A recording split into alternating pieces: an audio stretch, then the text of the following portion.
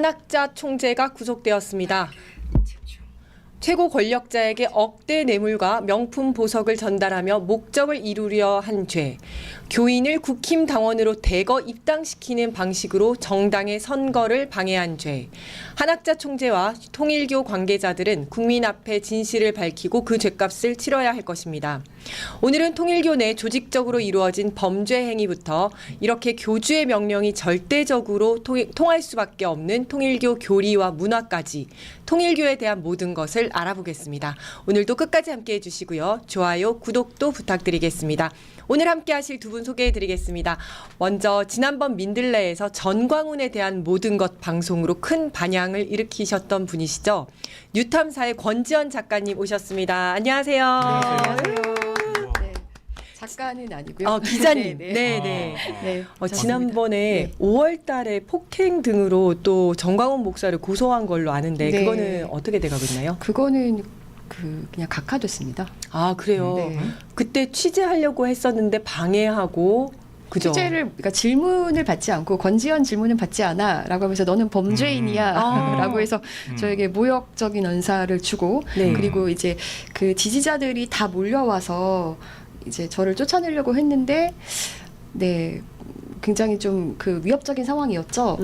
그런데 그게 이제 경찰이 보기에는 아무 일도 아니라고 생각을 했나 봅니다. 그때 영등포 경찰서였는데요. 네네.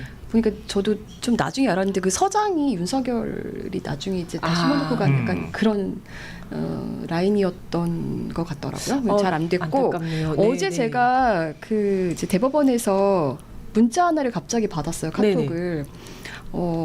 저는 제가 뭘 고소를 했나 했는데 뭔가가 그 이제 이게 기일이 지나서 네. 그 뭐라 그러죠? 갑자기 용어가 생각이 안 나네요. 그 기한이 고소를 지나서 직접 하신 거예요? 기한이 지나서 이제 이게 이제 무혐의가 됐다라고 이제 종결 처리가 된 거가 하나가 온 거예요. 근데 그게 뭔가 했더니 2019년도에 정광훈 씨가 6월 8일 날 프레스센터에서 기자회견을 대대적으로 열면서 문재인 뭐 대신 그러니까 그 박근혜 대신에 문재인을 깜빵에 넣어라고 하면서 막 이렇게 기자회견을 했었잖아요. 그때도 이제 제가 질문을 했었거든요. 지금 이런 식으로 태극기 부대 동원하는 거 정치하려고 하는 거 아니냐라고 이제 질문을 했었는데 이제 그러고 나서 정광훈 씨가 내보내라고 하니까 지지자들이 몰려와서 저를 던졌잖아요. 맞아요. 근데 네. 그때 그게 이제 고소됐던 게 성명불상자들로 남아가지고 이게 수사가 안 되고 안 됐다. 예, 공소시효가 이제 지나버리는 바람에 종결 처리가 됐다라고 그래요? 어제 연락을 받았어요. 야, 그건 너무 말이 안 된다. 네. 진짜 너무 말이 안 된다. 왜냐면 그때 영상이라든지 이런 게 다 있을 거 아니에요. 네네네.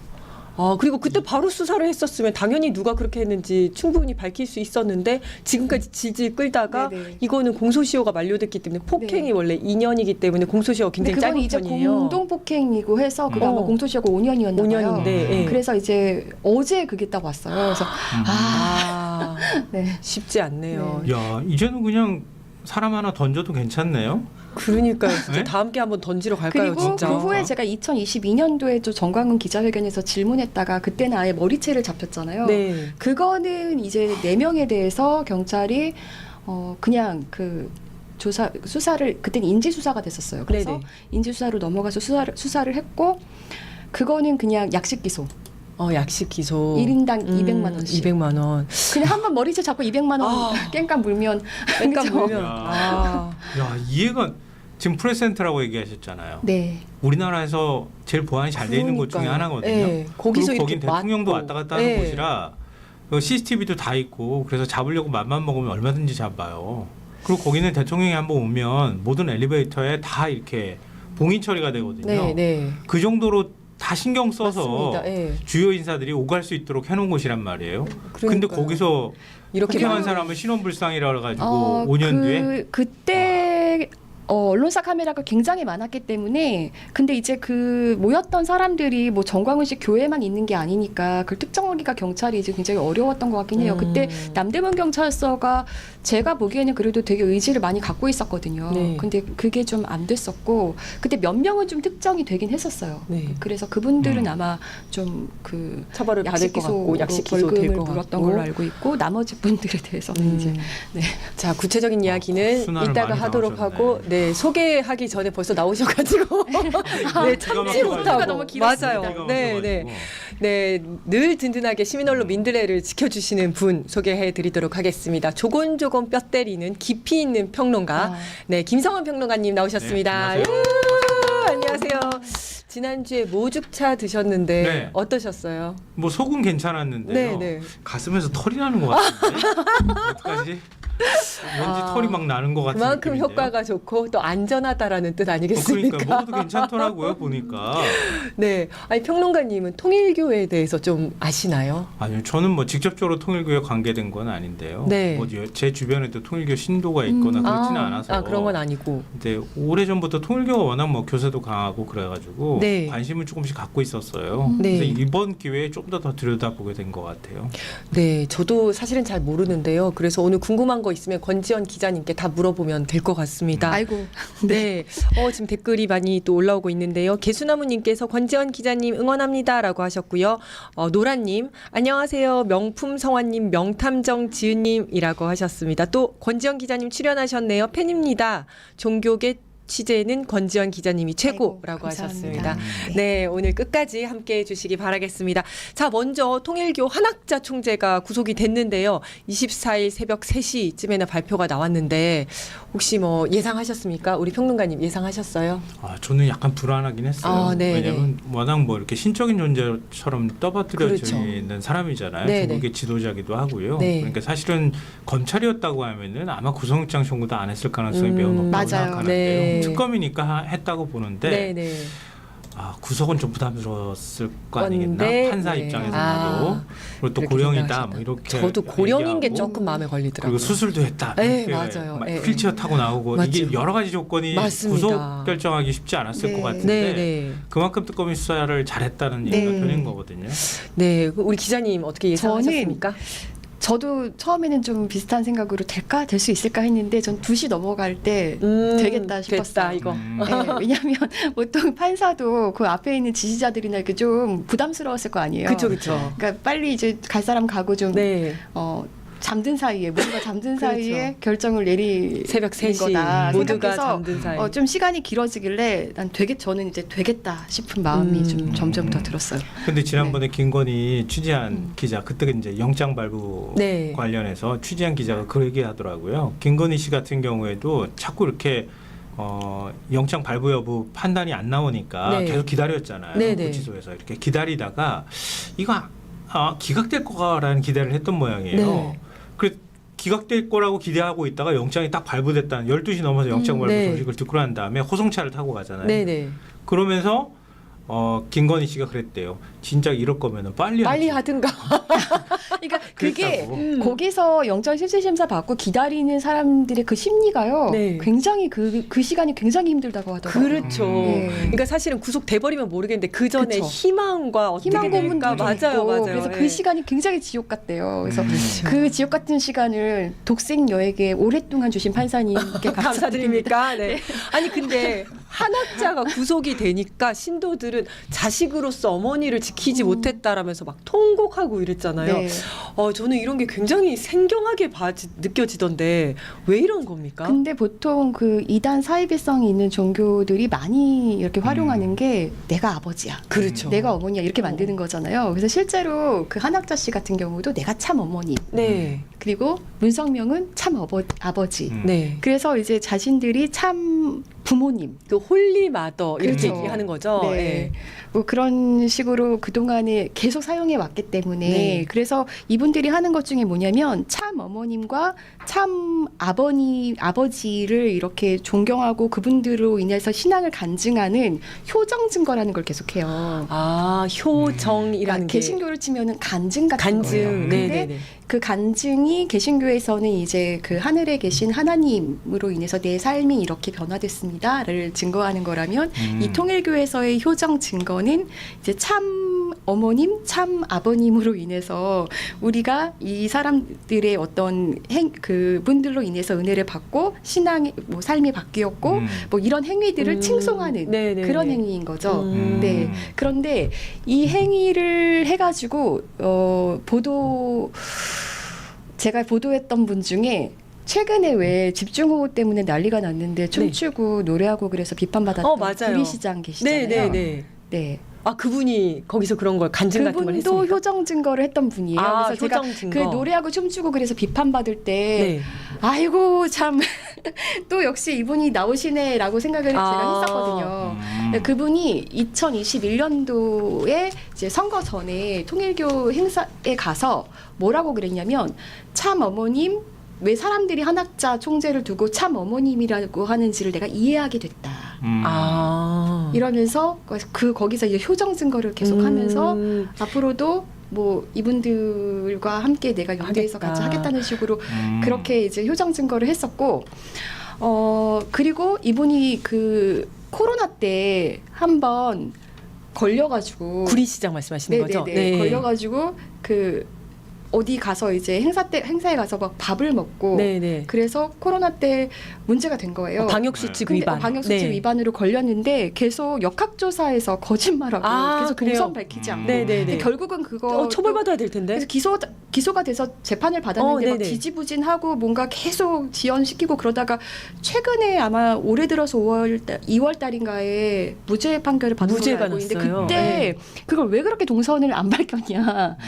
통일교 행사였거든요. 아, 통일교 행사였어. 근데 이분이 원래 개신교인이에요. 구리 성광교회 안수집사신데 네네. 그럼에도 불구하고 그런 행사에 가셨었고 그때 당시에 제가 취재할 때 이분을 그 성광교회에 인도하신 분께서도 그냥 뭐 정치인들이 그런 행사에 가는 게 뭐가 문제라는 어쩌겠어. 식으로 얘기하면서 예. 통일교회 신자들이 우리 백경현 시장 제일 좋아한다 뭐 이런 얘기. 아. 저 지금 말씀 듣다가 궁금해졌어요. 네. 참 어머님이 네. 죄를 저지르면 네. 효정 증거는 어떻게 해야 돼요? 그렇죠. 참 어머니께서 땡겼잖아요. 외국에 그거 나가서 그건 땡겼는데 어떻게 돈 하지? 잃고 막. 그 하나님한테 뇌물 해야 주고. 되는 거죠? 효정 그렇게 해야 되는. 네. 그거 그러니까 어떻게 해야 말입니다. 되지? 근데 이게 안타깝게도 여기에 이제 그루밍된 신자들 네, 입장에서는 가스라이팅이 엄청 되어 그렇죠. 있죠. 그루밍이 엄청 돼 있기 때문에 아마도 이게 세상에서 주는 핍박, 빨라, 예, 그런 약간 걸로 받아들일 순교자처럼. 거죠. 순교 코스프레를 또 할 것이고.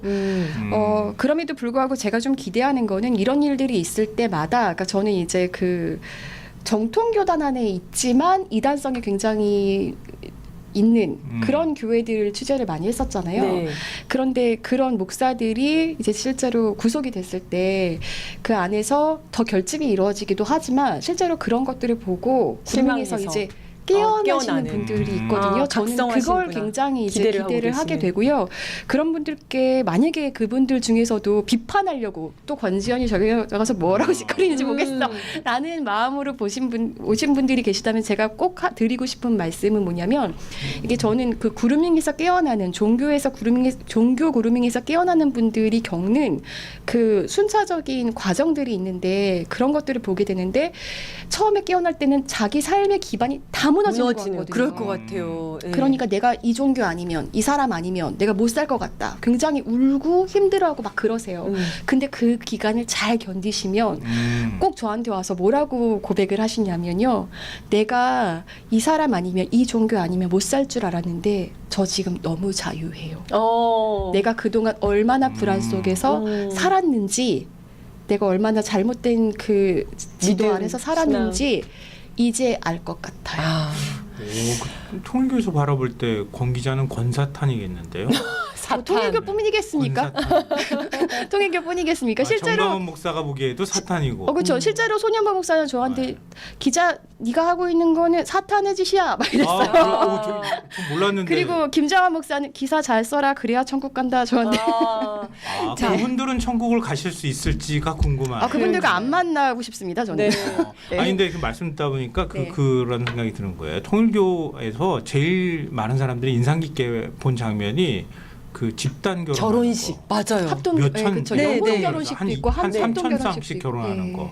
큰 무슨 뭐 스타디움 같은 데 들어가가지고 몇천 쌍이 모여가지고 결혼하잖아요. 외국인들하고 다 막 있잖아요. 네. 예, 국적을 넘어서는 결혼을 시키잖아요. 그러니까 사실은 그 생각도 드는 거예요. 그렇게 배우자를 결정해 주잖아요. 네. 교단에서.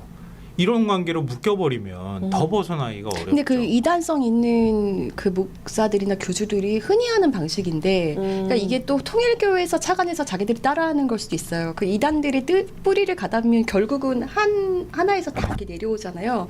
근데 특히 통일교 같은 경우는 그 우리가 헌법에서는 정교 분리를 해야 된다라고 하지만 네. 통일교는 정교 일치. 일치가 네. 교리예요. 네, 네, 네. 그러니까 굉장히 반헌법적인 거를 교리에 담고 있죠. 네. 그래서 이제 거기다가 그렇게 하면서 본인들이 신한국 통일이라 그래서 그 전 세계를 자신들의 가정을 롤모델로 해서 그렇게 하나를 이루어야 된다라고 그렇게 교리를 삼고 있거든요. 아니 그래서 네. 근데 거기서 신한국 그 통일은 뭐냐? 그런데 우리의 우방이 일본이잖아요. 네. 그 역할을 일본을 중심으로 해서 해야 된다라고 생각을 하고 있는 거예요. 자기들이 일본에서 교세도 세고.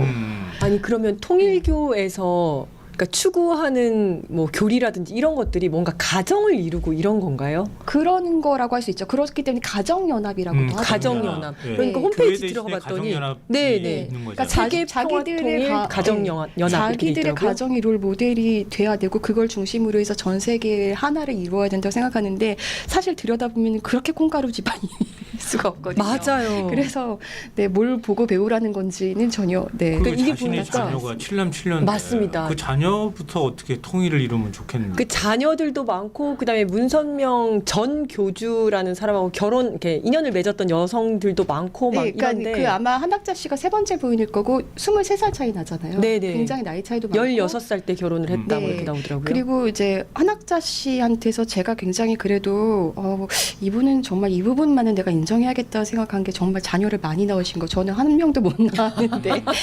출산을 이렇게 많이 하셨구나. 이 부분은 출생률을 조금 높였다. 네, 이런 거. 출생률을 높였는데 가히 나라에 이렇게 도움이 되는지는 모르겠지만 모르겠고요. 또 국가에. 궁금한 네. 게 아들이 이렇게 많은데 어떻게 한학자가 통일교를 장악하게 됐는지 이런 과정들이 좀 네. 궁금하거든요. 그러니까 이게 정말 이 스토리를 하면 진짜 그렇게 막장 여기 개라고 하나 붙여도 되나요? 네, 정말 네. 막장인데 네, 네. 그러니까 아들이 일단은 딸들은 제치고 차치하고라도 아들이 7명이잖아요. 네, 네. 첫째가 문효진이에요. 근데 이분은 원래 그 헤비메탈계에서도 좀 이름을 날린 음악적인 관심이 음악가구나, 많은 뮤지션이구나. 뮤지션이었던 네, 네. 거예요. 그러니까 당연히 장남이니까 물론 이제 다른 그 부인에게서 난 뭐 아이들도 자녀들이 있지만. 있긴 하지만 한학자와의 사이에서 낳은 장남이잖아요. 네. 근데 당연히 장남을 염두에 뒀겠죠. 네. 그런데 이 사람이 사생활이 또 굉장히 문란했어요. 음. 그러니까 이 어떤 문효진 씨의 부인 홍난숙 씨라고 있는데 이분이 굉장히 일찌감치 통일교에서 이제 탈출을 하거든요. 그러면서 쓴 수기가 또 굉장히 유명세를 타고 했었는데 이분이 이 아들이 문효진 씨가 뮤지션으로서는 또 어떤 그 굉장히 좀 성과도 보고 했던 것 같지만 굉장히 술, 코카인 이런 거에 굉장히 마약까지. 취했고 네. 그리고 학대가 뭐 약간 가정폭력 이런 게 있었던 네. 모양이에요. 그래서 이제 그런 거에 대해서 막 폭로를 하고 이런 일들이 있었어요. 근데 일찍 사망했어요. 2008년도에. 네. 그러니까 문성명보다도 더 먼저 죽었거든요. 그러니까 당연히 후계 구도에서는 이제 안 되고. 배제가 됐고 그리고 홍진, 영진이 있어요. 그러니까 그 밑에 이분들 있는 결혼하고 아들들. 나서 네. 또 영혼 결혼식이 또 유명했었잖아요. 영혼 결혼식이라는 건 뭐예요? 그러니까- 죽고 나서 죽은 사람하고. 그쵸? 네, 네, 맞아. 그렇게 해서 결혼한 게 그 문은숙 단장. 네. 맞아요. 그 들어본 네, 것 같아요. 그래서 네. 그 홍진, 영진은 굉장히 일찍 죽었어요. 그러니까 당연히 이제 또 배제가 되고 이제 셋째가 있는데 현진, 문현진. 네. 이 사람 굉장히 문현진. 유명하잖아요. 글로벌 네. 피스 재단을 이끌고 있는. 네. 근데 원래 여기를 또 그 염두에 뒀었는데 갑자기 이제 아버지한테 반기를 든 거예요. 당신은 신이 아니야. 이러는 바람에 네. 또 굉장히 이제 이제 제쳐졌고 그러면서 이제 본인이 글로벌 피스 재단이라든지 이런 것들을 설립하면서 이제 또 따로 활동을 하고 있고 그리고 나서 이제 칠남 문형진 씨를 네. 뭐 이제 문선명이 죽기 전에 후계자로 지목을 했는데 네. 갑자기 문성명이 사망하자 어머니 한학자가 내가 할 거야. 너 맞아. 비껴? 다 장악해 버린 거예요. 그래서 네. 그 칠남은 지금 미국에서 새로운 신흥 종교를 또 만들었잖아요. 그 생초리라고 하는 그거예요? 총. 총. 그러니까 예배 볼 사탄과 때 총 들고 봐. 어머, 그래요? 사탄과 네. 싸우기 위해서는 총이 총을- 필요해. 대박이다. 근데 네, 그분들이 되게 무서워요. 실제로 군사훈련도 하고 그래요. 맞아요. 이거 저 굉장히 큰 영상도 문제예요. 봤어요. 네. 사격수를 가르쳐 줘요. 네. 교회에서. 교회에서 목사가 총 들고 있고 예배 보면서 목사가 총 들고 봐요. 예배를. 사탄이랑 싸우려면 네, 총으로 해야 된다. 상상을 한번 해보세요. 교회 안에서 신도들이 다 이렇게 총을 이렇게 들고 그러니까요. 목사가 네. 막 총 들고 막 예배를 보고 막 그래요. 아니 원래 사탄은 십자가 마늘 뭐 이런 거 아니었어요? 총 들고 그냥 쏘면 되는 거예요?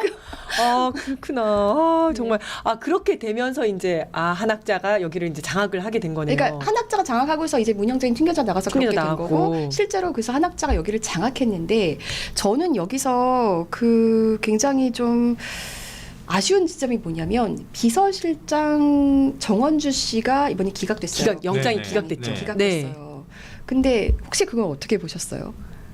글쎄요. 뭐 여러 가지 얘기가 있기는 하더라고요. 근데 일부러 구속을 안 시킨 거 아닌가? 뭐 이런 의심도 좀 있기는 하고요. 근데 정확하게 잘 모르겠어요. 그러니까 언론에 나오는 혐의는 그렇게 명확하게 나오진 또 네. 않았어가지고 막 중요한 왜냐면 역할을 이 사람이 하는 것처럼 주도하는 보여서. 역할을 한 건 아닐 수 있으니까. 그래가지고. 근데 저는 이분의 역할이 굉장히 그 중대했다고 보거든요. 왜냐하면 사람들은 이제 2인자로 윤영호를 생각하잖아요. 맞습니다. 당연히 네, 그 당시에 네. 2인자가 윤영호였어요. 네. 근데 윤영호가 내부를 장악하지 못했단 말이에요. 왜냐? 정원주 때문이었어요. 그래요. 윤영호는 외부를 맡고 있었고요. 그러니까 네. 뭐 정치인들과의 어떤 로비나 이런 걸 윤영호가 했겠죠. 네. 그 내부의 인사라든지 회계 관리는 다 정원주가 맡고 있었단 말이에요. 둘이가 부부 아니었나요? 아니에요. 아니에요. 네, 네. 정원주가 네. 맡고 있었단 네. 말이에요. 그러니까 이 정원주라는 이 비서실장의 역할은 내부를 다 장악한 그런 상황이었고 네, 그럼 네. 역으로 추정을 해보면 그 문영진 말고 그 한학자가 거기를 장악할 수 있었던 배경에는 또 정원주의 어떤 조력도 있을 수 있지 컸겠네요. 않았나 네. 저는 이렇게 의심하고요. 실제로 그 통일교 내부에서도 이 한학자가 통치를 하는 상황에서 통일교 내에 너무 그 비리가 막 이런 게 많이 있다 이렇게 의혹이 많이 나오고 그러니까 이거를 어떻게든 정화를 시켜야 돼라고 하면서 목소리를 막 내는 사람들이 막 생겨나기 시작했는데 그 사람들이 하는 말이 뭐였냐면 그 독생녀가 정원주한테 휘둘리고 있다였어요. 사실상 네. 실세 그런 역할이라고 거였네요. 저는 보여지고요. 그리고 네. 게다가 지금 한학자한테서 이 그 윤석열 정권과의 로비를 하게 된 그 이유 중에 하나가 도박이었잖아요. 네네. 네. 근데 실제로 그 도박 그 제가 입수한 그 자료에 그 MGM 그 수지 보고서 그 보면 거기서 함께 도박을 한 사람들의 명단이 쭉 나오거든요. 네. 근데 그 중에는 한학자한테 이름만 빌려준 사람도 분명히 있는 걸로 알고 있어요. 그런데 정원주는 실제로 열심히 한학자랑 도박을 한 사람이라고 같이 다니면서 도박을 했던. 그렇게 맞아요. 지금 저는 취재하면서 알고 있고 오히려 도박은 한학자보다 정원주가 더 열심히 했다는 아니, 얘기도 있고요. 통일교는 참 어머님도 도박하고 비서실장도 도박하고 아니 그러면 근데 어떡해요? 참 어머니가 도박을 했으면 따야 될 거 아니에요. 근데 맨날 잃어가지고 그리고 진짜. 그 앞에 기계도 마음대로 못하면서 어떻게 그러니까요. 그 많은 그리고 신도들을 정원주가 자기 집안 사람들을 실제로 그 통일교회 주요 인사로 많이 이렇게 앉히는 역할도 저는 했다고 보는데 세계일보의 정희택 사장 세계일보는 네. 통일교가 네. 갖고 있으니까 얼마 전에 아마 그 대표직을 내려놓은 것으로 알고 있는데 이 사람이 2018년부터 세계일보의 대표를 했잖아요. 그런데 정원주의 동생이에요. 그렇구나. 네. 그리고 원래 세계일보 대표를 보면 다 거의 한 2, 3년만 했어요. 대표. 네, 2, 네. 3년 하면서 또 딴 사람으로 하고 근데 그 정희택은 6년간 했단 말이에요. 네. 그러니까 3년 연임을 해가지고 6년이나 했고 그럼 정원주라는 사람은 나이가 어느 정도 돼요? 나이는 정확히 모르겠네요. 많을 것 제가. 같은데 아니, 그렇게 많지는 그렇게 않고. 많지는 않아요? 네. 어. 그리고 그 리틀앤젤레스 단장을 또 오래 했던 정임순 여기가 언니. 언니고. 네. 실세 그건 진짜 자기 관계된 그쵸. 사람들이 전부 다 그리고 주요 요직이겠네요. 동생의 남편 거기가 선악학원 부이사장까지 했었고 그리고 또 그 통일교가 가지고 있는 언론 매체 중에 미국에 있는 것도 있잖아요. 워싱턴 타임즈. 네, 워싱턴 타임즈. UPI도 거기가 있고. 아마 시동생이 또 이렇게 했던 걸로 알고 있어요. 정원주의 가족들이 그냥 다 좀 장악을 하고 있네요. 네. 장악을 근데 하고 있고. 그 궁금한 게 아들 중에 한 명이 그 사남인가요? 누군지는 정확하지가 않은 것 같은데 윤석열의 사남? YTN 인수하려고 했었잖아요. 지금 YTN 인사하려고 맞아요, 했던 맞아요. 아들이 네. 한학자 총재 아들이잖아요. 네네.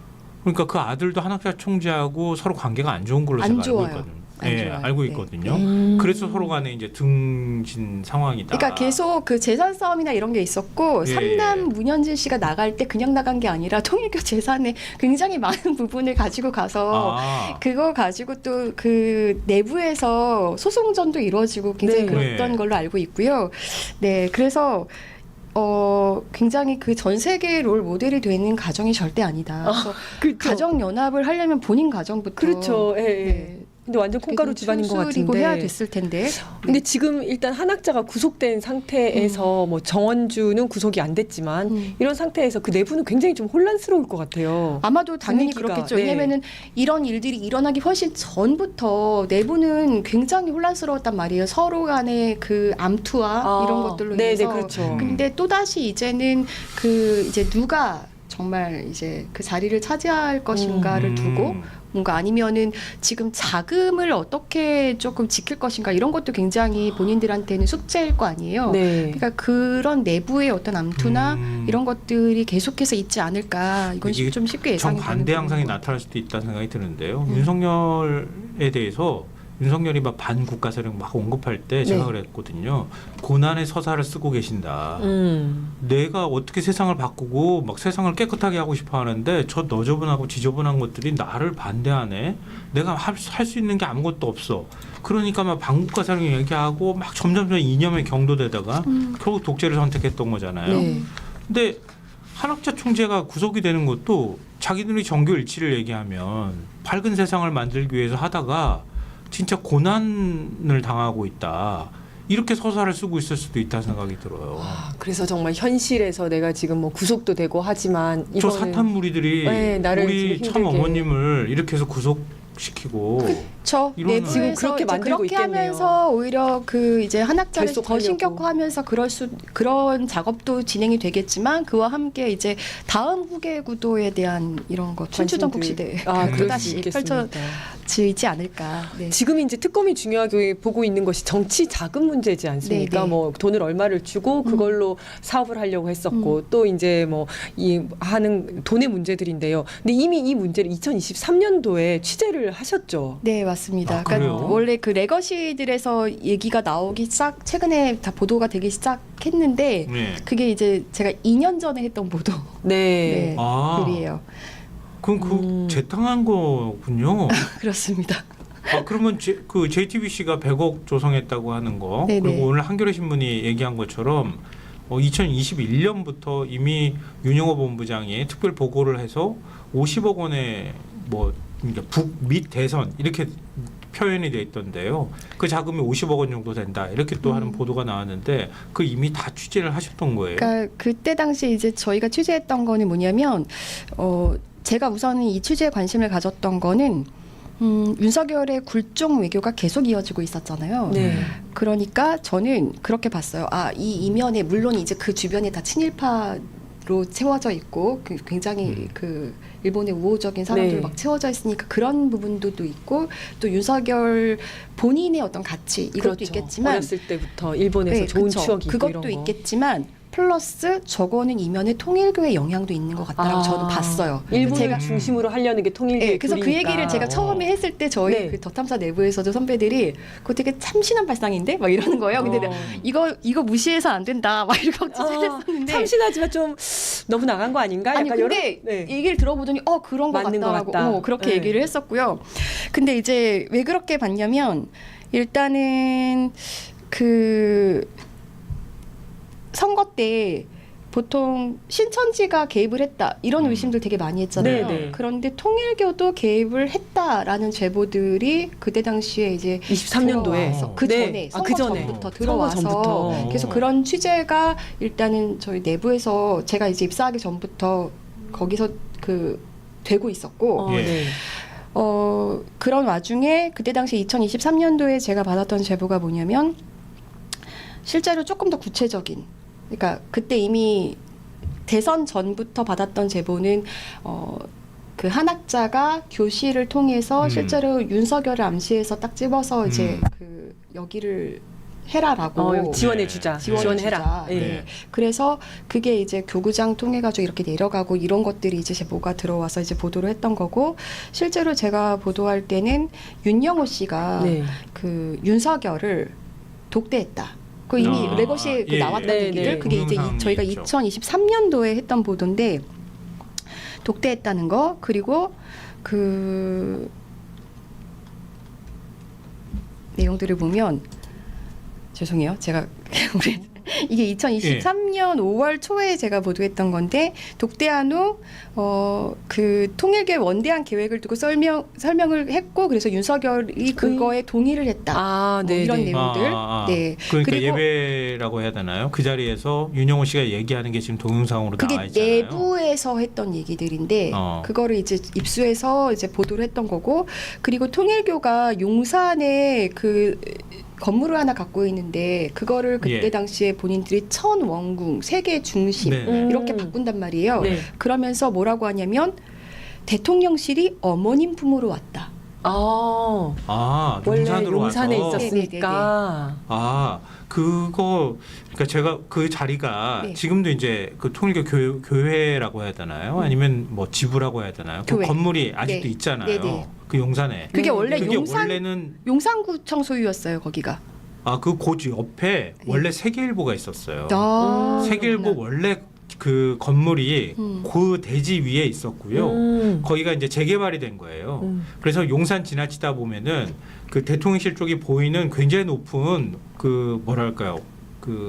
주상복합 아파트들이 쫙 올라갔잖아요. 네, 네, 굉장히 가격 비싼 것들. 네. 그게 세계일보 부지예요. 돈 제가 그 많이 부지에 벌었겠다. 세계일보 있을 때 거기 왔다 갔다 했어요. 그래서 세계일보가 이제 우리 이 땅 팔고 이전해야 된다. 그런 얘기를 하던 시점이었거든요. 그러니까 거기에 주상복합이 올라가고 재개발되면서 그 땅을 팔고 네. 그 일부 자리에 지금 그 건물이 통일교 건물이 있어요. 네, 네. 그러니까 딱 거기가 옛날에 세계일보가 큰 운동장만큼 컸어요. 그 부지가. 그 거기에 들어가는 초입쯤이 지금이 통일교 건물이 있는 곳이에요. 네네네. 그렇군요. 네. 자, 그리고 반기문 이사장 얘기도 나와서 반기문 이사장 덕분에 지상파에도 나갈 수 있었고 공신력 얻을 수 있었다. 뭐 이런 얘기들. 그럼 통일교가 반기문 이사장 덕에 뭐 지상파에 나가고 뭐 이제 이런 게 있었던 건가요? 그런 얘기들을 이제 윤영호가 많은 사람이 윤석열에게 하고 그리고 반기문 파운데이션과 함께 사업하면서 재정 문제 해결하겠다. 그러니까 그때 일본에서 그 아베 신조 사망 이후에 네. 일본에서 입지가 좁아지고 계속 그렇죠. 해산 명령 내려지고 예. 이런 굉장히 어려운 상황에 처해졌었잖아요. 네. 본인들이 일본에서 그 막대한 자금이라든지 이런 걸 어떻게 해야 될지 그 일본에서 더 이상은 이제 어떻게 보면 사업이 잘 안 되는 거잖아요. 네. 그러니까 이제 재정 문제가 있었던 거죠. 그거를 해결해서 공신력도 높이겠다. 그래서 ODA 네. 네네. 공적개발 원조 예산을 따와서 통일교 그 예산으로 아프리카나 저개발 그 국가 지원 사업을 확대하겠다.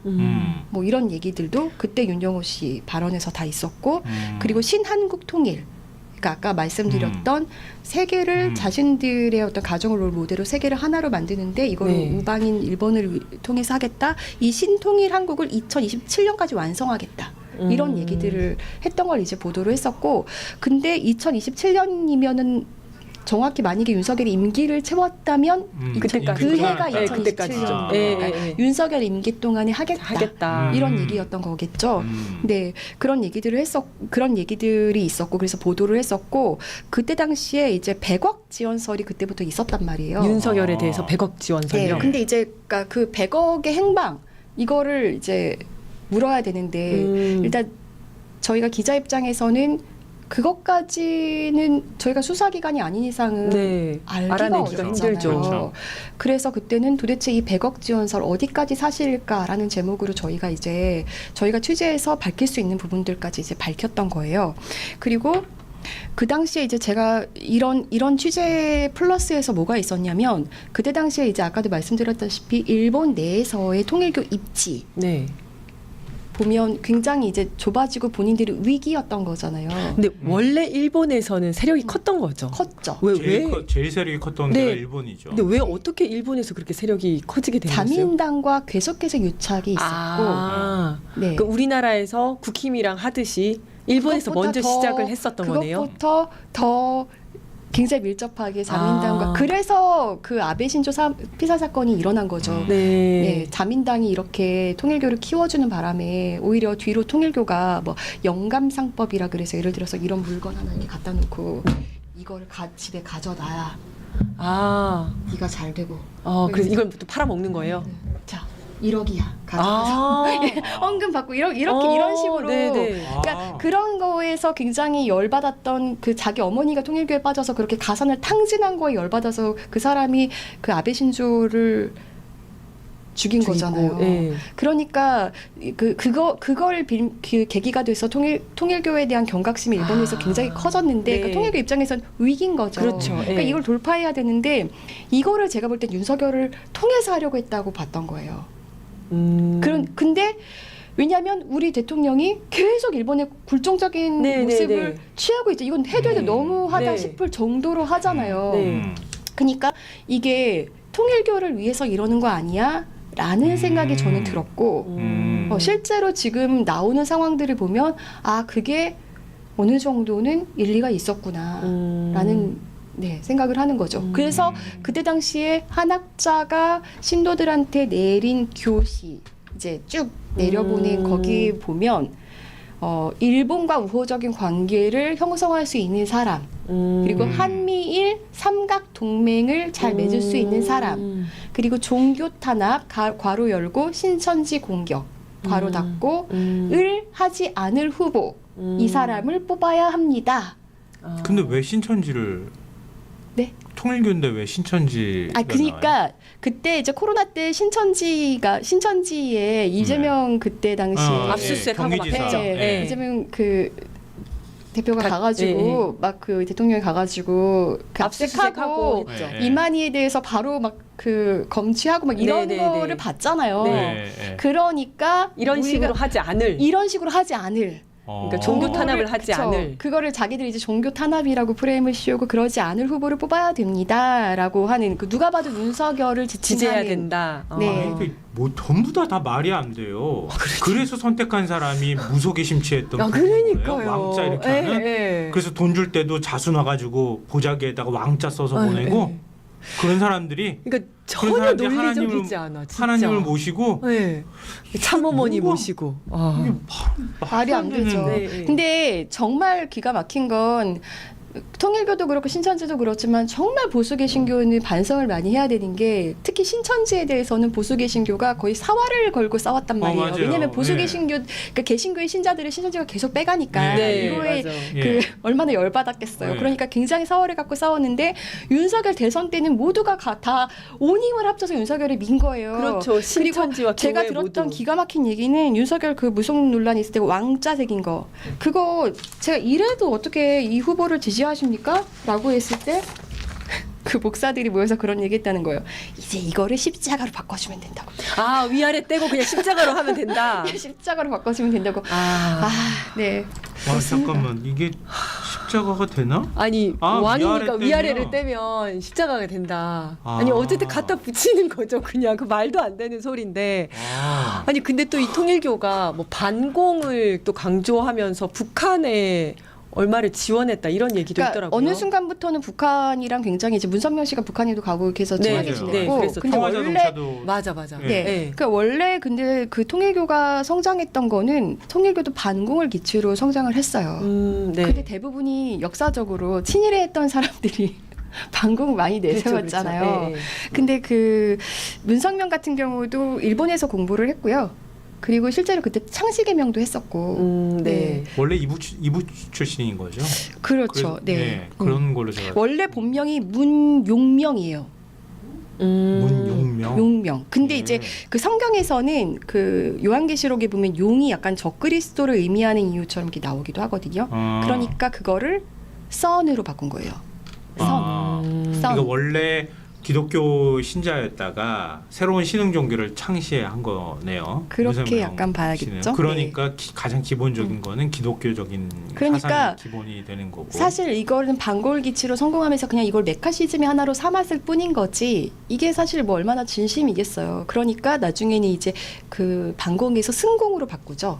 승공. 예. 아, 싸워서 이겨야 이겨야 된다. 된다. 예, 그래서 승공으로 바꾸고 실제로 뭐 그런 단체도 하나 만들고 승공통일연합인가? 맞아요. 뭔가 네네 있었던 게 제가 그런 기억이 거를 나요. 이제 문성명이 또 만들었었죠. 예. 그렇게 했었고 기시노부스케 아베 신조 네. 외조부 예, 이제 그때부터 사실 자민당이랑은 연을 맺으면서 네 그렇게 정규유착을 그럼요. 해왔고 정말 이 통일교가 중간에서 약간 브로커 노릇을 하면서 윤석열과 일본을 이렇게 연결시키는 역할을 좀 했을 수도 있겠네요. 그러니까- 실제로. 그러니까 예. 일본에서 이제 자기들의 입지가 좁아지는데 제가 되게 그때 열받으면서 봤던 거는 우리 대통령이 지금 우리 대통령이라 하기도 되게 죄송합니다 여러분. 그러니까 그 윤석열이 가가지고 구룡 외교를 할 때마다 윤석열 지지율은 떨어지잖아요. 네. 근데 기시다 지지율은 올라가는 거예요. 그렇죠. 그러니까 그 통일교 입장에서는 일본에서 입지가 좁아진 자신들의 어떤 세력을 불리기 세력을, 위해서. 그러니까 그 위상을 다시 높이기 윤석열을 위해서, 통해서 통해서. 좀 회복하려고 하지 않았을까 그렇죠. 싶은 게 그럴 좀 수 있고 그럴 수 있죠. 있다. 예, 예. 네. 기시다한테 가서 우리가 대한민국으로부터 이만큼의 지원을 받도록 할 테니까 우리 통일교 좀 어떻게 해달라. 이 말이 통할 수 있는 거 아닙니까? 그렇게도 의심이 네. 됐던 거예요. 아니, 네. 그러니까 대한민국 대통령을 무식하고 뭘 역사적인 인물로 만들면 일본 총리 지지율이 올라가고 그러면 통일교에 일본 통일교. 유리해진다. 그렇죠. 그럼 바보 윤석열을 이용한 거네. 그렇죠. 통일교. 근데 윤석열 입장에서도 통일교를 이용한 거죠. 왜냐하면 그때 당시에 누가 봐도 그때 선거는 정말 알 수 없었고 사실 많은 분들이 이재명 대통령이 될 거라고 봤었거든요. 그런데 정말 깻잎 한 장 차이로 졌잖아요. 그렇죠. 근데 그게 그렇게 역할을 했던 게 뭐 그때도 그렇게 생각했지만 지금 와서 보면 더더욱 그 이런 뭐 이단 사이비 종교의 어떤 세가 굉장히 중요한 역할을 했던 거고 정말 한 표라도 소중했던 윤석열 입장에서는 네. 통일교의 힘이 굉장히 필요하지 않았을까. 그리고 제가 이제 그때 2023년에 보도하면서 주목했던 건 뭐냐면 신천지와 통일교 전광훈 세를 다 업었잖아요. 네. 그렇죠. 그런데 신천지는 세예요. 근데 통일교는 세보다도 왜냐면 거기 숫자보다도 한국인 그 교세 숫자는 그렇게 많지 않거든요. 많지 않아요? 네. 돈이거든요. 아. 재력이에요. 통일교. 네, 네. 그래서 그 100억에 오히려 저희도 이거는 되게 한번 꼭 살펴봐야 되는 거다라고 봤던 거고요. 자, 그러니까 그러면 뭐 통일교가 그 보리음료 만드는 회사 갖고 있는 거죠. 그렇죠. 그쵸. 일화. 네. 예. 뿐만 아니라 많습니다. 네. 그 왜 맥콜이죠. 권성동 씨가 맥콜인가요? 빨간 네. 바지 입고서 그 골프 쳤던 거기도 통일교 골프장이고. 그래요. 그리고 선문대학교인가요? 네네네. 네. 학교도 예, 되게 여러 그것도- 군데가 국제학교도 네. 갖고 있잖아요. 네, 맞아요. 실제로 무지무지 제 주변에도 굉장히 일식도 좋고 그런 분인데 자녀들을 다 거기 보냈더라고요. 그러니까 저는 그래가지고 그 보리음료 그게 되게 옛날에 유행했었잖아요. 등등. 요즘 다시 유행한대요. 그래요? 왜 많이 마셔요? 그러면서 어린 친구들이. 통일교에 대해서 인식이 그렇게 나쁘지 않았었거든요. 제가 어렸을 때는 그 통일교 뭐 문선명 교주가 뭐 이렇게 결혼도 시키고 해가지고 아침 되면 전 세계에서 한국으로 뭐 절을 한다느니 막 이제 이런 얘기도 있고 했었는데. 예전에 이제 해방 신학이 많이 그 퍼졌을 때, 네. 그 70년대 이제 이후에 80년대쯤 됐을 때, 그때 우리 이제 국내에서 민족주의가 굉장히 강해졌었어요. 네, 네. 근데 대한민국에서 우리 민족에서 새로운 종교를 종교가 만든 게 나왔다. 네. 통일교다. 네, 네. 그래서 통일교가 굉장히 주목을 많이 받았어요. 맞아요. 그래서 그렇게 그 인상이 그런 사람들 나쁘지 나이가 꽤 않았어요. 많으시구나. 아시는 거 보니까. 그러니까 그렇게 해서 많은 사람들이 기대를 맞아요. 네, 네. 희망을 품거나 기대를 하기도 했었어요. 네, 통일교에. 네. 왜냐면 뭐 우리가 새로운 철학을 만들기를 했어. 아니면 새로운 기술을 만들었어. 그렇죠. 그렇지는 않았단 네. 말이에요. 서양을 추종하는 방식들로 계속 갔고 모든 종교가 사실 국내에서 시작된 종교는 거의 눈에 띄지 않았단 없죠. 말이에요. 네. 근데 통일교는 우리나라에서 시작된 종교야. 뭐 이렇게 또 많이 얘기를 했었거든요. 네, 그래서 제가 통일교도는 아니지만 교인은 아니지만 막 그런 얘기를 들으면서 은근 약간 자부심도 느끼면서 예, 좀 그런 분위기가 그랬었거든요. 있었어요. 네. 예. 그런데 어쨌든 그러면 그 통일교의 국힘당원이 뭐 통일교도가 국힘 당원으로 한 11만이 들어갔다. 그 다음에 또 권성동을 통해서 1억이 넘어갔다. 뭐 이제 이런 이야기들이 있지 않습니까? 근데 거기에 대해서 그럼 어떻게 생각하세요? 저는 충분히 그랬겠다 싶고 1억이 아니라 더 더 100억 많지 정도. 않았을까. 예, 예. 그리고 이제 제가 주변에 원래 권성동이랑 굉장히 친했던 그 목사가 있는데 잘 알려지지 않는 목사인데 사실상 정치인들과 굉장히 가까운 그분들 이렇게 주변에서 이렇게 하는 말들을 들어보면 권성동 같은 경우는 진짜 그 자기 그러니까 원래 정치인들이 그렇다고 하잖아요. 그래서 뭐 그 뭐죠? 개불 뭐라 그러죠? 그 약간 그 어디 가면 그러니까 종교가 몇 개씩 있잖아요. 네, 근데 네. 어떤 분이 그러더라고요. 권성동은 종교가 한 열 몇 개 될 걸?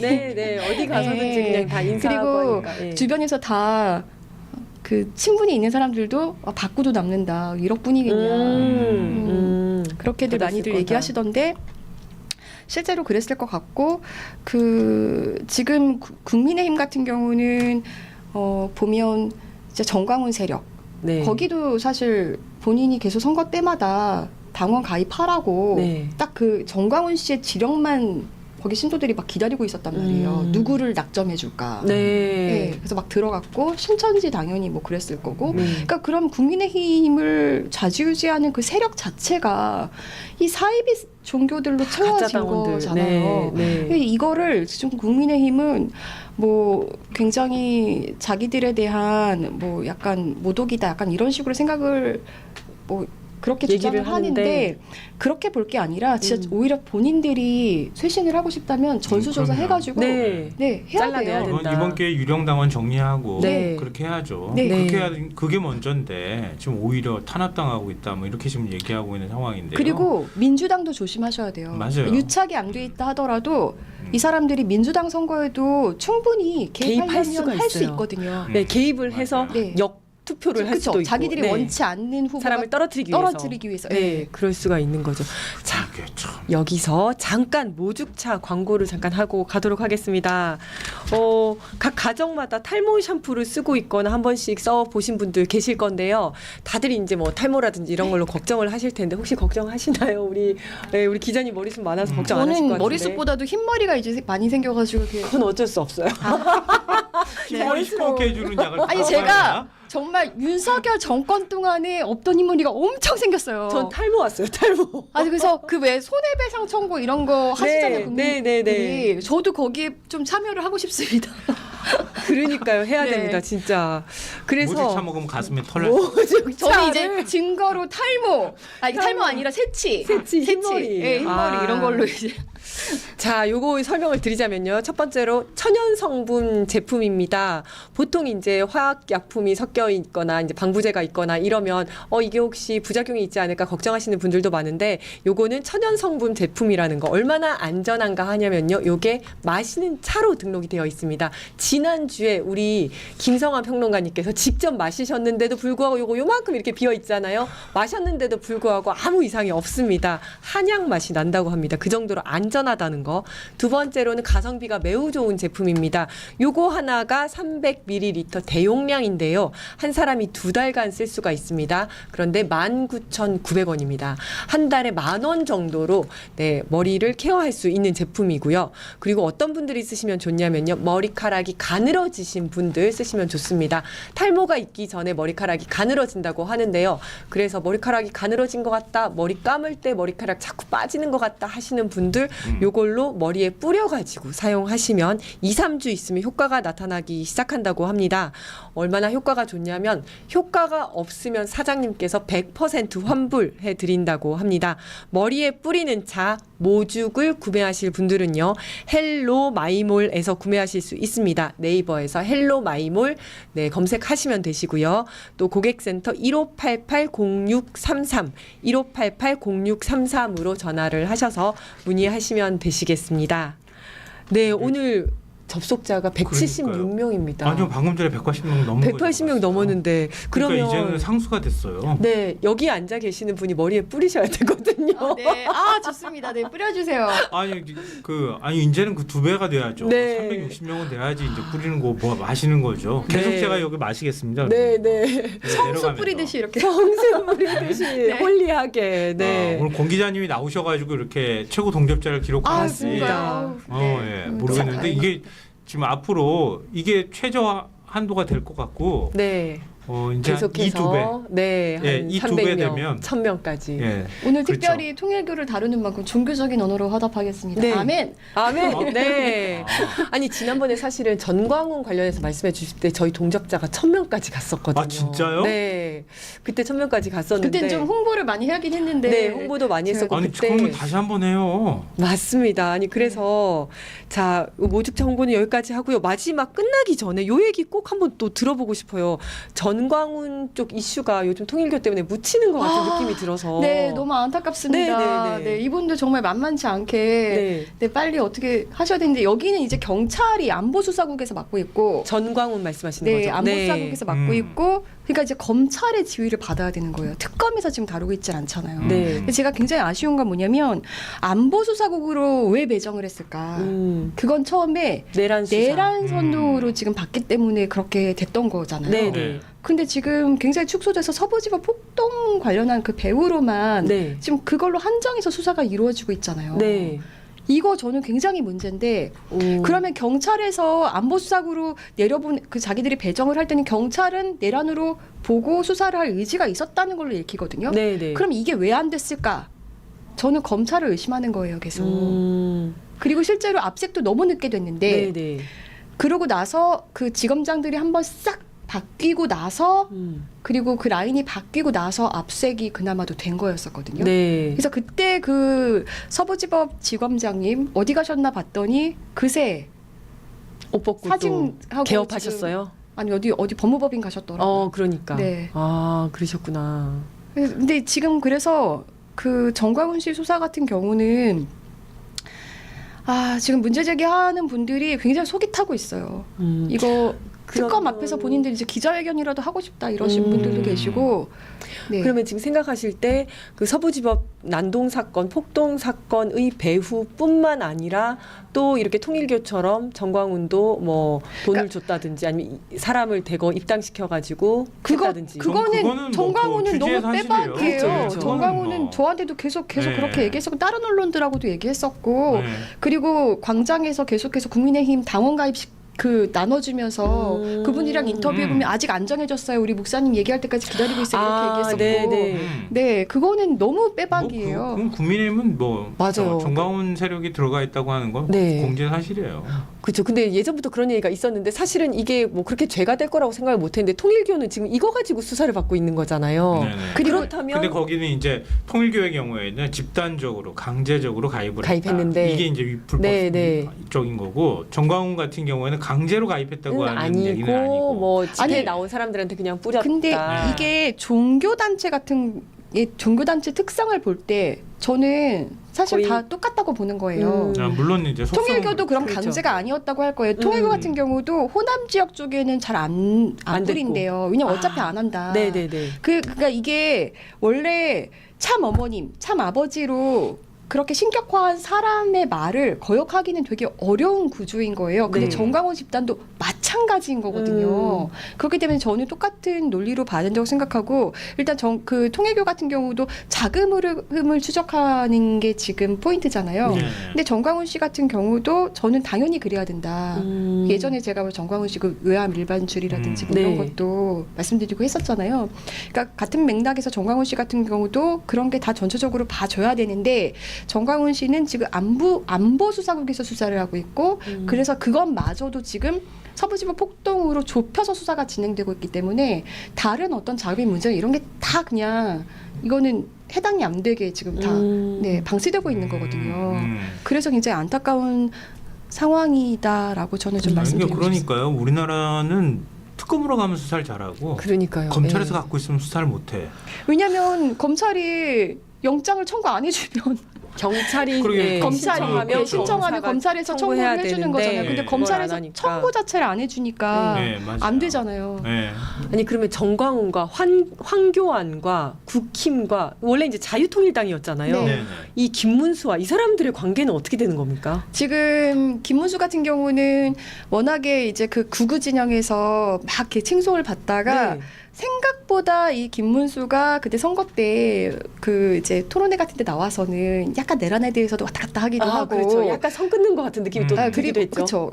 본인도 생각했겠죠. 이렇게는 내가 안 될 것 같은데 예, 중도층 확 이게 약간 머리 계속 굴렸겠죠. 네. 그러기도 했었고 그리고 바로 대선 불복했잖아요. 이제 그런 것들이 또 그 극우 진영에서는 또 막 마음에 안 들어서 진짜 그러니까 이제 그 당 대표 자체도 장동혁이 아, 뽑힌 거잖아요. 근데 그게 이번엔 이제 장동혁이다. 그 저기 전환길이 막 면접 보고 네네네.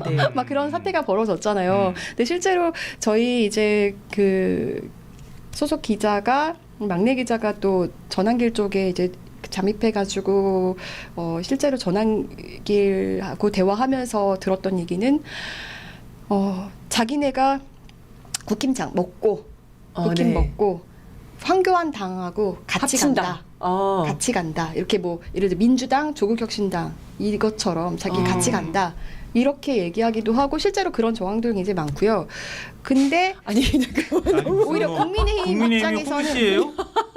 홍시예요? 그냥 뭐 이렇게 먹겠다 그러면 그냥 예, 꿀꺽 꿀꺽 먹고. 근데 먹고. 제가 볼 때 이미 먹혔어요. 뭐 안에서 뭐 장해찬이라든지 뭐 이런 일부 인물들이 이제 그런 것들을 좀 막아보려고 하는 것 같긴 한데 굉장히 어려워 보이고. 그럼 자유통일당이 네. 뭔가 쇄빙선으로 이렇게 끌고 어, 가면 이제 국힘이 그쵸. 따라간다 약간 이런 건가요? 그렇죠. 그리고 황교안 씨가 최근에 이렇게 당을 하나 만들었잖아요. 네, 자유 뭐 혁신당 뭐 해가지고 만들었는데 거기랑 정광훈 씨 쪽은 원래는 사이가 되게 안 좋다고 알려져 있지만 제가 계속 취재를 해보면 뭐 또 사이가 안 좋고 이런 사람들도 안 좋지만 물밑에서 또 협의가 계속 이루어지고 있는 정황들이 계속 보였단 말이에요. 네. 아. 그리고 실제로 지금 약간 그런 모양새다 이런 제보들이 계속 들어옵니다. 예. 야. 제가 볼 때는 황교안 교를 하나 만들 것 같아요. 그렇잖아요. 네.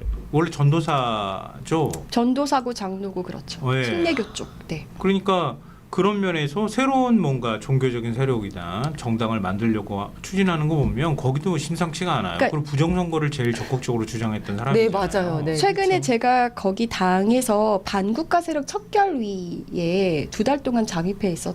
네. 이제 그것 때문에 그분들이 화가 나가지고 저한테 막 자꾸 막 그 입에 담기도 어려운 막 이렇게 문자 보내고 이렇게 메일 보내시던데 거기서 제가 가장 소름이 끼쳤던 건 뭐냐면 황교안이 직접 그 말을 합니다. 반국가 세력 그 척결위 모임 주도를 본인이 직접 하면서 거기서 하는 게 뭐냐면 막 고소고발 작성하는 거 아, 가르치거든요. 아. 그래서 뭐 판사, 뭐 언론 기자, 무슨 뭐 종교인 이런 사람들 중에 자기네가 이제 반국가 세력이라고 찝어놓은 사람들에 대해서 고소고발하게 하고 가족들까지 이렇게 고소고발하게. 하게 한다. 아, 그리고 뭐 네. CIA에 신고하고 약간 이런 얘기들을 야. 하는데 그 와중에 제가 어. 가장 소름 끼쳤던 건 뭐냐면 황교안이 반국가 세력이라는 용어를 윤석열이 대통령이 썼죠. 근데 그렇게 알고 있는데 사실은 내가 먼저 쓴 아, 거예요. 원조를 또 주장을 해. 내가 반국가 세력이란 용어를 처음으로 쓴 사람이야. 근데 저는 이러면서. 이게 윤석열이 실패한 그 그러니까요. 계엄을 황교안이 지금 왜 계속 자기가 물밑에서 끌고 가려고. 이어가려고 하는 것처럼 보여서 네. 여기도 한심하네요. 빨리 좀 어떻게 해줬으면 좋겠는 거죠. 정말 그러니까 한심하네. 공안검사 오래 하다가 자기가 반국가 세력이 된 거예요. 그러니까요. 맞아요. 네, 체제 천지분간 붕괴를 지금 못하고. 시도하고 있잖아요. 맞아요. 아, 그래서 여기 서부지법 폭동도 변호인들 자기가 붙여가지고 네. 그 주도했던 거잖아요. 변호사들 붙여가지고 전부 다 무죄 만들겠다고 돈도 걷고 이렇게 했던 사람이잖아요. 맞아요. 아, 이게 네. 이 나라가 어떻게 되려나? 그리고 이제 서부지법 폭동의 배후는 사실은 그것만으로 봤을 때 되게 아쉬운 점 뭐냐면은 그거는 이제 정광훈도 책임이 있겠지만 정광훈 쪽 세력보다도 더 뭔가 과격한 행동을 하려고 했던 사람들이 있거든요. 네. 그게 이제 세이브 코리아 쪽 라인을 두고 있는 유튜버들이라든지 네네. 황교안 쪽에서 관리하고 있던 뭐 청년들 막 이렇게 보이기 거죠. 구조를 보면 그래서 지금 서부지법 폭동만으로 좁혀서 가게 되면 정광훈 입장에서는 핑계댈 게 좀 만들 수 있어요. 음. 그래서 되게 아쉬운 부분인 거고 그리고 그것만으로 좁혀서 하기에는 정광훈의 죄가 너무 많다. 네. 네. 그리고 여기 아까 문자에서 어떤 분이 정명석은 뭐냐고 이제 물어보셔가지고 JMS. 네. 거기가 이제 통일교에서 빠져나온 게 아, 정명석인 그렇구나. 거고 아, 통일교에서 나온 거예요? 네네. JMS 가? 정명석은 JMS 가 완전 성범죄자. 네, 거기는. 네. 네. 그리고 그 한때 문성영과 박태선이라고 전도관이라고 혹시 아시는지 모르겠는데 거기가 이제 그 사이비 교주의 그 양대 산맥이었어요. 그 박태선에서 내려온 게 신천지. 거예요. 그렇구나. 네, 그래서 아까 어떤 분이 네. 뭐 통일교에서 신천지 나왔다 이런 말씀 하시더라고요. 그게 그거구나. 그게 약간 구조가 아주 뭐 직계로 나온 건 아니지만 살짝 그 옆으로 시대에, 빠져나와가지고. 시대에 그 유명했던 두 양대산맥에서 지도자라고 네. 해야 돼. 자기들은 지도자라고 생각하겠지만 네, 네. 저희가 생각할 때 사이비 교주들 그러니까 음. 그 양대 산맥에서 한쪽은 정명석 나오고 한쪽은 이렇게 거쳐서 신천지가 나오고 약간 그 신천지가 통일교의 교리를 많이 차용했어요. 네, 그래서 약간 비슷한 점들도 있고 사이가 안 좋을 것 같지만 거기는 사실 약간 형 동생 같은 느낌. 아니 그래서 희망님께서 사이비 종교 비리는 권 기자님이 잡는다. 오늘 진짜 얘기 들어보니까요. 권 기자님이 종교 관련해가지고 굉장히 깊이 알고 계시고 넓게 네. 알고 계시고 한 것 같아요. 아니 근데 지금 그 협박도 엄청나게 많이 당하실 것 같고 그러니까. 아니 뭐 근데 제가 생각했던 것보다는 진짜 덜합니다. 씩씩하시네요. 진짜 정말 이렇게 취재하기 어렵거든요. 아주 소중한 우리의 참 기자님, 참 어머니가 아니라 참 이거는 기자님이신 제가 것 대단한 같아요. 건 아니고요. 저는 드리고 싶은 말씀이 뭐냐면 정광훈 씨 그 수사에 저도 그쪽에서 협조해달라고 하는 자료들 이제 제공하고 저도 네. 조사를 받았거든요. 참고인으로. 네네 참고인으로. 네, 근데 그때 이제 경찰에서 했던 말이 뭐였냐면 다들 이제 비실명으로 받았다는 거예요. 네. 그래서 기자님도 비실명으로 하실 거냐고. 그래서 제가 아니요, 제가 왜요? 그냥 저 실명으로 하겠다고. 네. 그래야 오히려 판사가 볼 때도 공신력이 있지 신빙성이 있고, 않냐. 맞아요. 라고 해서 하면서 오히려 그들이 원하는 게 자기들의 새에 쫄고 네. 두려워하고 이런 걸 숨기를 텐데. 바라는데. 그쵸? 원하는 대로 해줄 순 없죠. 그렇죠. 그랬거든요. 아, 네. 역시 네. 용기 있는 참 기자님. 아니 뭐 정말 대단한 건 네. 아니고요. 저는 그러니까 그걸 말씀드리고 싶어요. 두려워하지 마셔라. 아무것도 아니다. 저는 이분들을 대하는 저도 신앙인이거든요. 네. 이게 제가 아, 가진 그러세요? 신앙이다라고 말씀드리고 싶습니다. 신앙인이세요? 저도 개신교인이거든요. 아, 네. 그럼 교회 이렇게 하시면은 아무도 아니, 원치 않아요. 제가 가는 걸. 그렇구나. 그러니까 교회 가기가 네. 쉽지가 않을 것 같은데. 아니 근데 가짜 교회가 싫으신 거죠. 진짜 교회. 아 요즘에 사실은 신앙을 유지하기 위해서 교회를 좀 멀리해야 되는 어떤 시대가 되지 않았나 신앙을 싶은데요. 유지하기 위해서 오히려 교회를 멀리해야 네. 돼. 아 정말 참. 진실을 위해서 이렇게. 근데 제가 또 용기 있게 나서주셔서. 여기저기 취재를 위해서 등록해 놓은 교회가 많이 굉장히 있어서 어느 교회 다닌다 그러면 그냥 명성교회라고 얘기합니다. 아 네. 명성교회도 제가 명성교회 하필이면 그때 취재를 위해서 제가 등록을 한번 한 적이 네, 있었는데 네, 네. 그런 목사님들 취재하다 보면 자꾸 저한테 어느 교회 다니냐고 물어봐요. 그럴 그 이유는 약간 그 다니는 교회 목사를 좀 압박하겠다는 의도도 있을 수 있잖아요. 니네 그래서 제가 신도 니네가 알아서 해라. 약간 이런 그래서 제가 거예요. 어느 교회 다니냐 그러면 이제 명성교회 등록해 있습니다. 이렇게. 아니 근데 우리 교회 그러니까 저희 집 근처에도 대형 교회가 있거든요. 근데 네. 신도 숫자가 막 5만 막 이런 얘기가 나와요. 전 세계에 이런 데가 있는지 모르겠어요. 개신교 중에서. 그러니까 한국만의 독특한 현상이 아닐까 싶은데 근데 물론 뭐 종교 자유가 있기 때문에 개신교를 믿든 어떤 종교를 믿든 본인이 선택할 문제이긴 한데 그 종교로 인한 피해가 너무너무 심각해지고 맞아요. 있는 상황인 것 같아요. 그러니까 그런 것들을 어떻게 사회적으로 뭐라 할까요? 이거 강제로 어떤 법으로 해결하기 참 할 수는 쉽지는 않을 없고. 것 같은데 네. 불법의 영역에 있는 것들은 단호하게 법으로 처벌해야 맞습니다. 되지만 그렇지 않을 경우에는 사회적으로 뭔가 이런 것에 대해서 좀 많이 알리는 작업들을 해야 되겠다. 네. 그러니까 이게 신천지 같은 경우도 굉장히 안타까운 거는 신천지로 인해서 가정 파탄이 나고 이런 경우들도 네. 뭐 그 만약에 뭐 그런 부인이 막 그 자기 남편을 음해해서 뭐 약간 가정 폭력을 일삼는 남자다 이러면서 그런 그 여성들 못 보호 가게 하고 막 이러면 예. 여성들 보호하는 네. 약간 그런 곳으로 막 도망치는 거예요. 네. 그러면 또 이게 종교를 끼고 있으니까 어쩌지를 못하더라고요. 그래서 굉장히 억울해지는 분들도 많이 있고. 네, 오늘 종교에 대해서 이야기를 나눠봤는데 다음번에 한 번 더 모셔야 네, 될 것 그러게요. 같아요. 네, 워낙 많이 알고 계셔서 네, 또 그러게 진행되는 말이에요. 거에 따라서 한번 또 모셔가지고 이야기 들어보도록 하고요. 오늘은 여기까지 해야 될 것 같습니다. 오늘 나와주신 두 분 정말 감사드리고요. 저는 다음 주 목요일 1시에 다시 뵙도록 하겠습니다. 오늘도 편안한 하루 되시기 바랍니다. 시청해주신 여러분 감사합니다. 네, 감사합니다.